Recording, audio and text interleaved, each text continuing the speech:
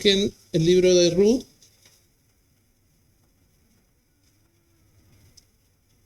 Ruth, leeremos capítulo 4, versículos 14 y 15. Ruth, capítulo 4, leeremos los versículos 14 y 15.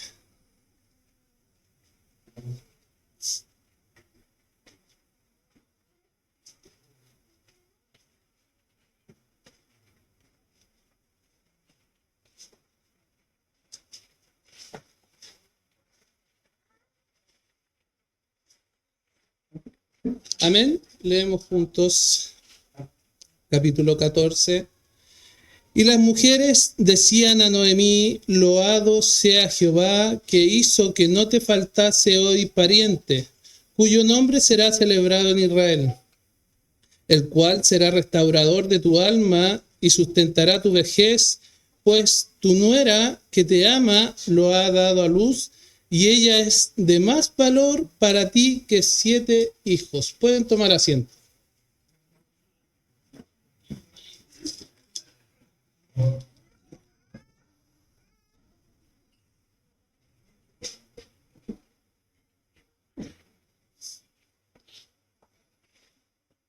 El sermón del día de hoy se llama El Evangelio en el libro de Ruth. El libro de Ruth son 4 capítulos, es un libro muy cortito. Y les aseguro que cuando nosotros comenzamos a hablar de Ruth, muchos tendrán un romanticismo en sus palabras. Y muchos tendrán una manera de expresarlo en cuanto se enamoran y suceden ciertas cosas para que ellos estén juntos. El día de hoy, si bien siendo un sermón evangelístico, pretendo que se entiendan cómo el Señor obra en la vida sin que aún en tu propia vida te des cuenta el fin glorioso que Él desea. Para contextualizar, le haré un pequeño resumen del libro completo. Empieza en el capítulo número 1, donde nos da señal del contexto histórico en el cual sucede, y dice que aconteció en los días que gobernaban los jueces. ¿Qué pasaba? Que estaban teniendo necesidades, que estaban teniendo hambre, y que lo que deciden como familia es irse de Belén e ir a Moab. Nos habla del varón Elimelech con su mujer Noemí y sus hijos Mahalón y Kelión. Entonces ellos abandonan su ciudad, ¿cierto?, por hambruna y llegan a Moab. Sus hijos se casan, los 2 hijos. ¿Y qué sucede? Sucede esto muy rápido. Dice que muere el varón de la familia, Elimelech, y que mueren los 2 hijos de Noemí. Entonces vemos cómo queda Noemí sola con sus nueras. Entre las nueras está Ruth. Ella decide volver a Belén porque ha escuchado que Dios está bendiciendo, llevando alimentos a ese lugar, y decide volver. En cual las nueras, ella le dice a sus nueras: ustedes vayan al hogar de sus padres porque yo no tengo que ofrecerles. Yo no puedo ni tengo que ofrecerles, así que las invito a que vuelvan a sus hogares y vuelvan con sus familias. A lo cual una accedió, se dio vuelta y se fue, pero Ruth no. Y vienen unas palabras célebres de Ruth hacia su suegra. Y dice: no me ruegues que te deje y me aparte de ti, porque a donde quieras que tú fueres, iré yo, y donde quiera que tú vivieres, viviré. Tu pueblo será mi pueblo y tu Dios será mi Dios. Esas son palabras que Ruth le dice a su suegra. ellas dos regresan a Belén, y regresando a Belén vienen otras palabras célebres que serán cambiadas en el último capítulo, que son las mujeres de Belén, que le dice, ¿no es esta Noemí? Y ella respondió, no me llaméis Noemí, sino llamadme Mara, porque es grande mi amargura que me ha puesto el Todopoderoso. El capítulo 2 vemos a las dos mujeres ya en Belén, viendo cómo abastecían su alimento, cómo buscaban alimentos. Cuando le dice, Ruth dice, voy a buscar a un campo alimento, a cegar, y llega a un campo que para muchos es suerte, para otros es coincidencia. Nosotros creemos que es la providencia de Dios. Y empieza ella a buscar, a trabajar en ese campo. Le dice a la persona que si puede cegar, él lo acepta. Después sucede que llega el dueño de ese campo y pregunta por esa mujer. Casualmente llega él en ese momento, porque no lo hace habitualmente. Él era un hombre adinerado y dice, ¿quién es esa mujer? A lo cual le responden, ella es Ruth, es nuera de Noemí.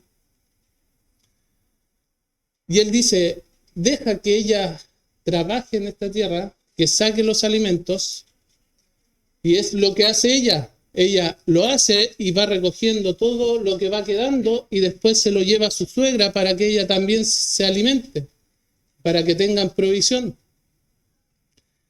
En el capítulo 3 ya vemos cómo Noemí, la suegra, le dice a Ruth, él es pariente, acércate a él y dile, parafraseando, dile que es pariente nuestro y que él nos puede redimir. Se acerca Ruth al otro día, a los días después, y le dice, tú eres pariente cercano y tú puedes redimirnos a nosotros, dos mujeres abandonadas, como lo dijo anteriormente Noemí, amargadas porque el Dios Todopoderoso las había dejado a la suerte. En ese contexto, hermano, es muy importante entender que no es como ahora. Las mujeres quedaban solas, abandonadas. Dejaban sin herencia a su familia, dejaban sin herencia a los que habían muerto, a su esposo y a sus hijos. Vos, que es el dueño del campo, le dice, ok, sí, yo puedo redimirte, pero hay un problema, que hay un familiar más cercano que te puede redimir y él tiene más derecho que yo. Entonces anda a ese familiar cercano y dile que si él te redime, que te redima. Pero si él dice que no puede redimirte, yo te redimiré. Capítulo 4. Vos se va a las puertas de la ciudad y casualmente se encuentra con ese hombre, que las escrituras lo muestra como alguien sin importancia porque no dice su nombre y lo trata como el fulano aquel. Y dice, me encontré a aquel fulano y le digo que se acerque. Invito a 10 varones para que estén en la transacción que ellos hacían en el negocio. Y le dice, sucede esto. Sucede que hay un familiar que es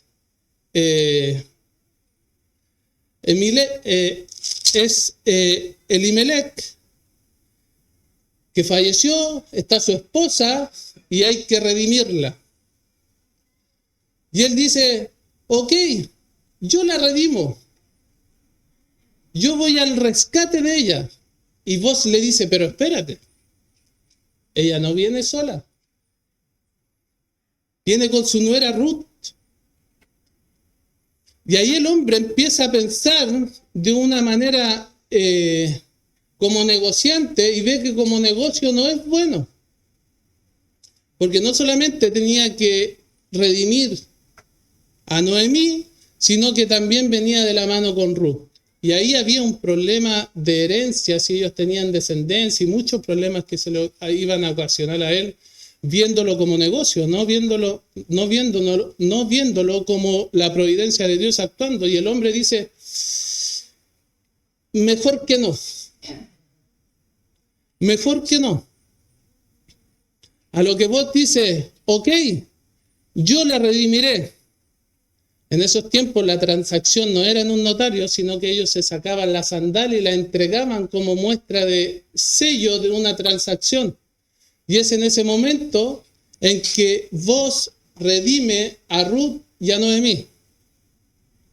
Después de eso, sucede que nosotros esperamos un final feliz, esperamos un final, ¿cierto?, de romanticismo, y ellos fueron felices toda la vida, y ellos fueron a tal lugar, pero vemos que el libro de Ruth no termina de esa manera, sino que el libro de Ruth nos muestra, en los pasajes que leímos, cómo aquellas mujeres que le habían dicho a Noemí que estaba amarga porque Dios las había dejado, vemos a ellas bendiciendo a Noemí y diciéndole, Dios ha sido bueno contigo.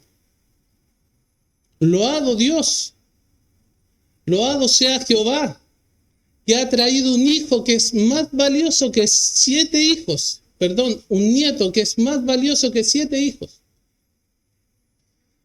Entonces vemos este contexto y vemos que el libro termina en los últimos 4 versículos con una genealogía. Y nosotros nos podemos preguntar y decir, ¿cómo, después de una historia tan hermosa y de cómo una mujer que estaba amargada y que un hombre la redime con amor, esperanza, uno esperaría un final feliz, un atardecer con el sol bajando por el cerro, ¿cierto? Ellos tomados de la mano y teniendo mucha descendencia, pero no es así, hermanos, sino que vemos la genealogía en los últimos versículos, y nosotros nos podríamos preguntar, ¿cuál es el fin de que Dios ha inspirado este libro y lo ha puesto para que nosotros aprendamos de él?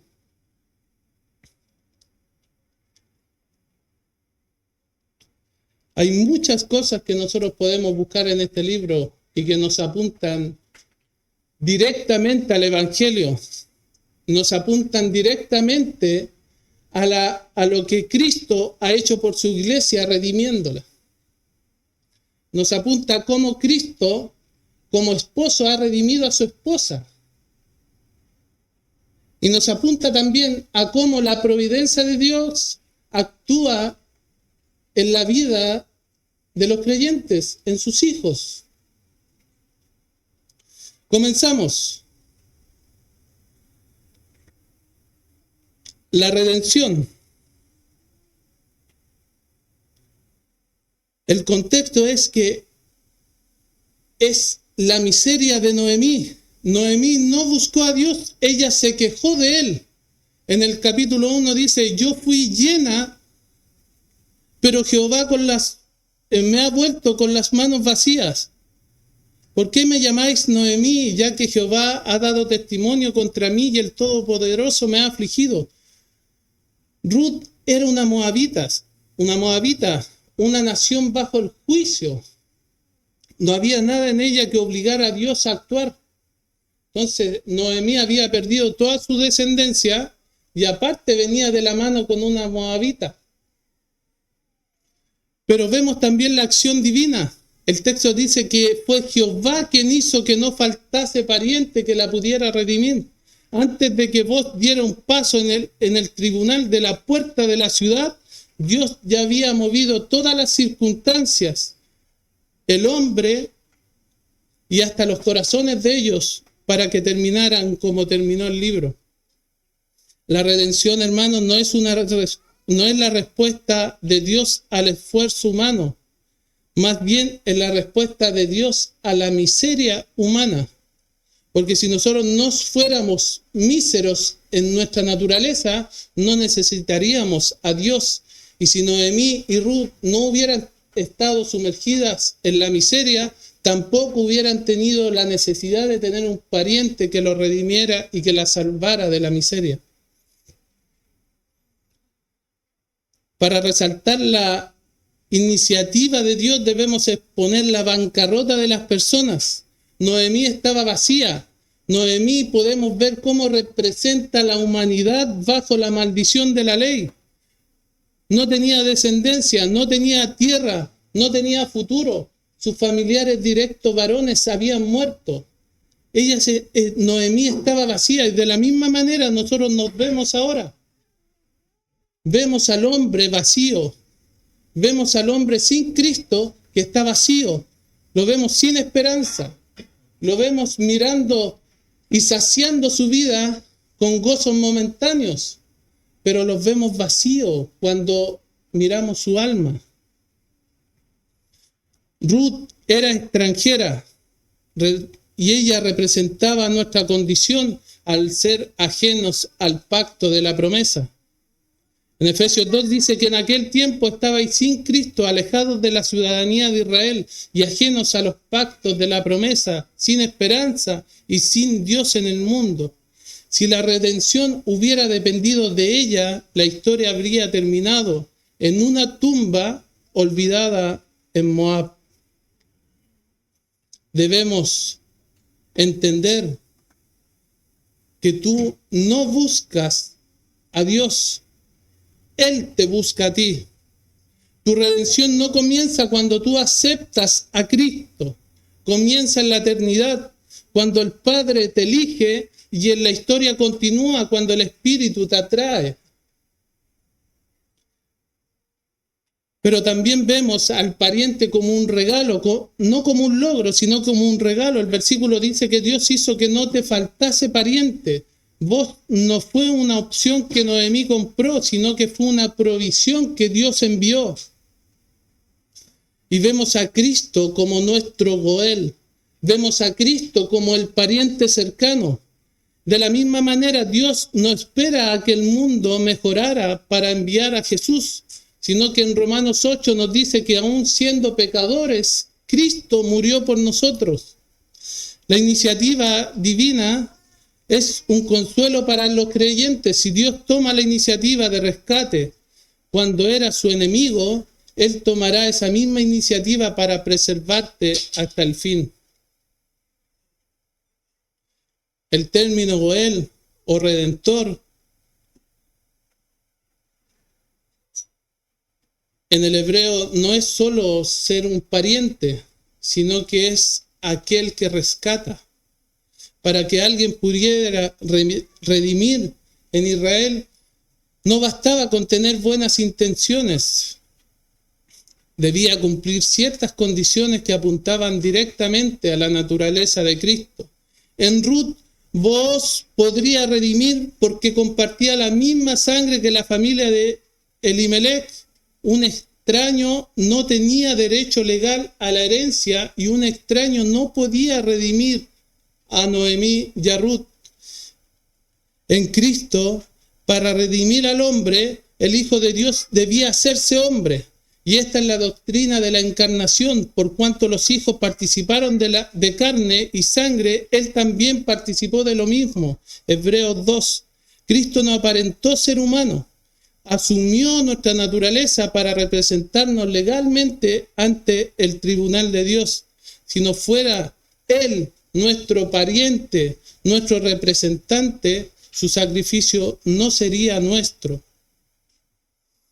Aquel redentor debe tener el poder para pagar. En Ruth había otro pariente más cercano que vos, pero él no pudo redimir porque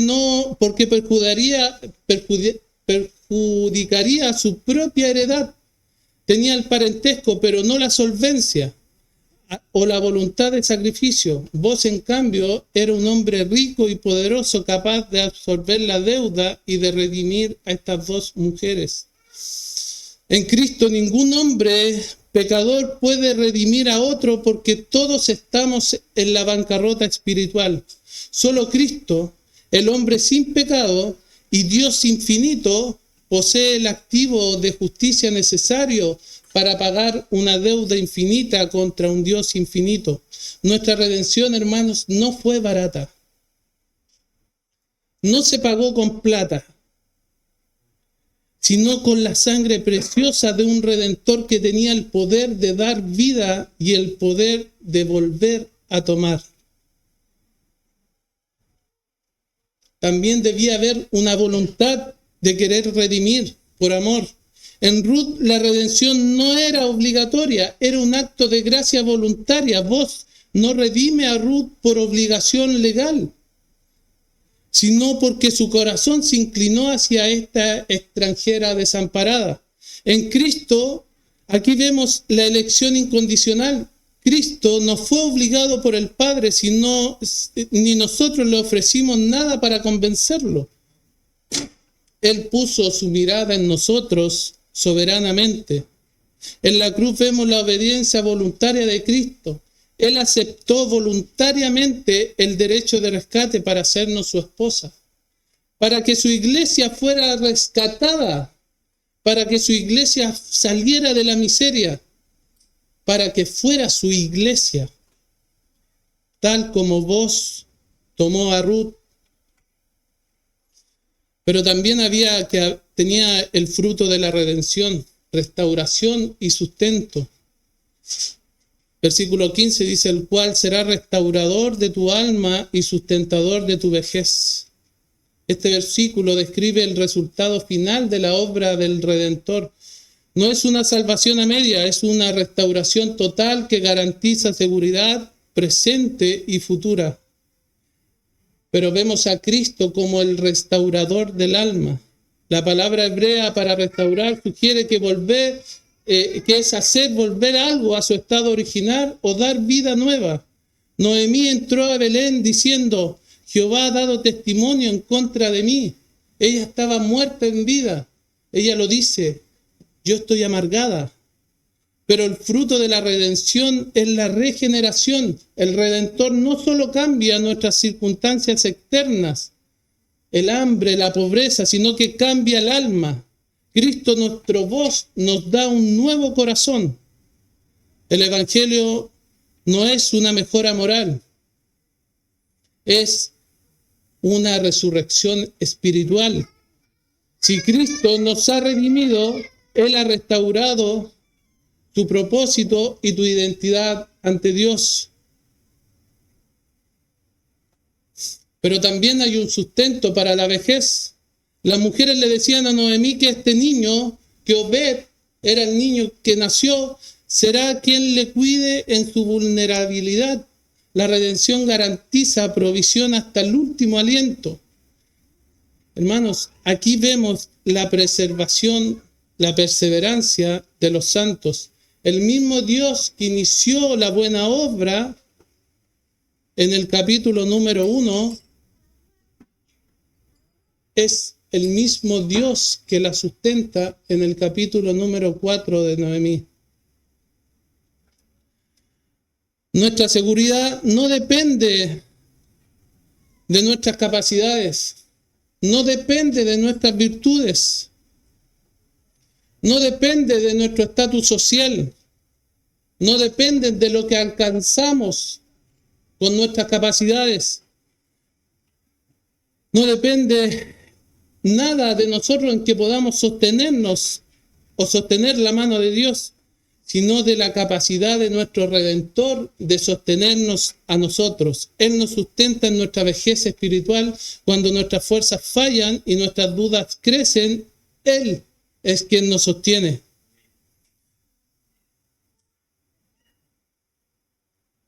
Hay un fruto también que trasciende la propia vida y vemos la genealogía. El niño que sustentará a Noemí es Obed.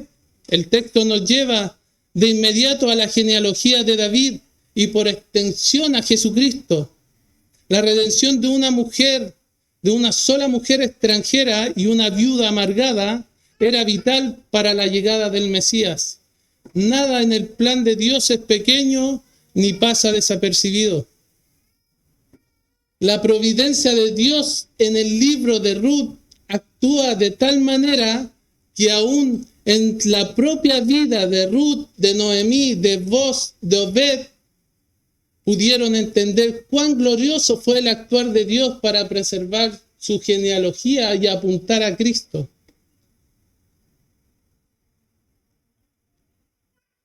La salvación no es un fin en sí mismo, es para la gloria de Dios a través de las generaciones.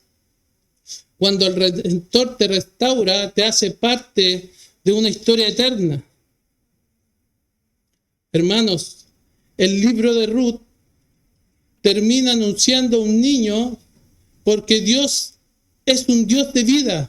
Hoy el llamado es, debemos reconoce tu amargura, como Noemí admite que sin Redentor estás vacío y bajo juicio.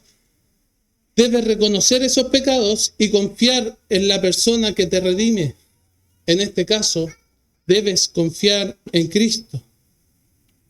No busques el pariente que no puede ayudarte. No busques en la ley. No busques en tus obras. No busques en tus capacidades. Busca a Cristo, el pariente que ya pagó el precio en la cruz. Y debes descansar en su sustento. Si Él te redimió, Él te restaurará y te llevará seguro hacia la patria celestial. Y en ese caminar es Él quien te sostendrá. Y debemos alegrarnos como las mujeres de Belén que le decían en el capítulo 4, loado sea Jehová que nos dejó sin redentor. ¿Se acuerdan que las mismas mujeres que en el capítulo 1 le dicen a Noemí, en la conversación que tienen, que Noemí está sola y Noemí le dice, ya no me llamen Noemí, sino que díganme Mara, porque amargada estoy? Son las mismas mujeres que en el capítulo 4 le dicen, loado sea Jehová que no nos dejó sin redentor.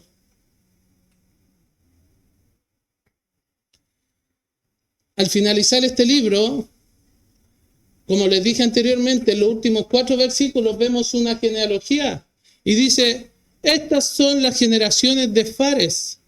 Fares engendró a Esrón, Esrón engendró a Ram, y Ram engendró a Aminabad, Aminabad engendró a Nazón, y Nazón engendró a Salmón, Salmón engendró a Boaz, y Boaz engendró a Obed, Obed engendró a Isaí, y Isaí engendró a David. ¿Por qué termina este libro con una genealogía?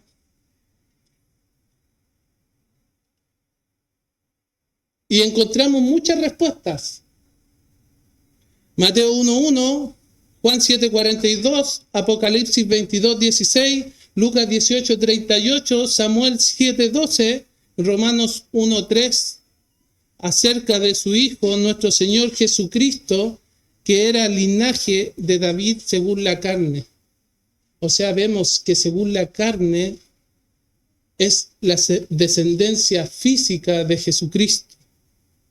El libro de Ruth no termina con Ruth y Boaz caminando hacia el atardecer como una linda y romántica historia de amor, sino que termina con la genealogía que apunta a Jesucristo y que nos da certeza en decirnos, ¿sabe por qué pasó todo esto? Es porque tenía que venir Cristo.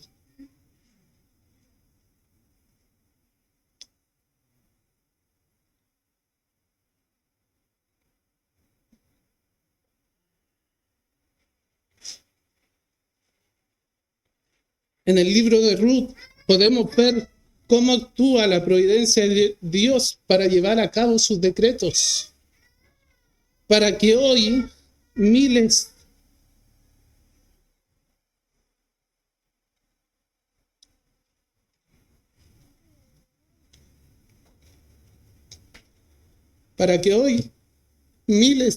de años más tarde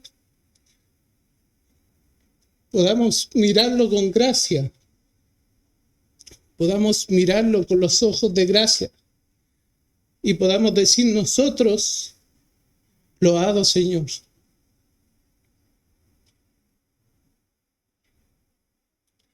Loado Señor por preservar y redimir para salvar nuestras almas. El llamado es, si hoy te encuentras como Noemí, amargada, vacío, sin esperanza y bajo la ley del pecado, el llamado es, tenemos Redentor.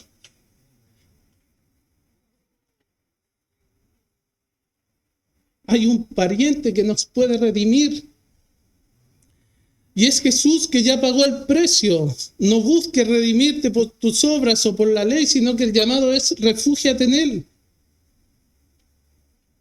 Y nosotros, la iglesia, los que ya podemos llamar Padre a nuestro Señor por pura misericordia de Él hacia nosotros, descansemos en la soberanía de aquel que transforma nuestra mara, nuestra amargura en testimonio de su gracia. Ellos no pudieron ver lo que Dios hizo por medio de su providencia, todo lo que Dios movió para que sucedieran esas cosas. Ahora yo le digo a la iglesia, ¿nosotros confiamos en su providencia por fe o debemos mirarla? Cuando nosotros decimos confiamos en el Señor, ¿lo hacemos por fe o debemos mirarla? Este libro es de gran aliento para eso, para nuestras vidas. Debemos confiar en el Señor y debemos estar gozosos porque Dios ha puesto a aquel que nos redime. Pero no solamente para que nosotros no es para que nosotros nos sintamos bien, no es para que nosotros nos sintamos de alguna manera mejores que otros porque hemos sido, es solamente para su gloria, hermanos. Solamente para su gloria, así como Dios ha tenido misericordia con nosotros, es que llamamos a aquellos que están amargados y que están tristes para que abracen esa misericordia de Dios por medio del sacrificio de Cristo. Ven y abraza este llamado del Evangelio, porque tus ojos en estos momentos solo pueden mirar cosas superficiales, sino que abre tus ojos y Dios en su promesa dirá, yo te cambiaré tu corazón y tendrás un corazón distinto, un corazón de carne, que pueda mirar más allá de lo que hoy tus ojos ven. Y terminaremos como el capítulo número 4 diciendo, loado Señor. Amén, hermanos. Vamos a orar para terminar el servicio.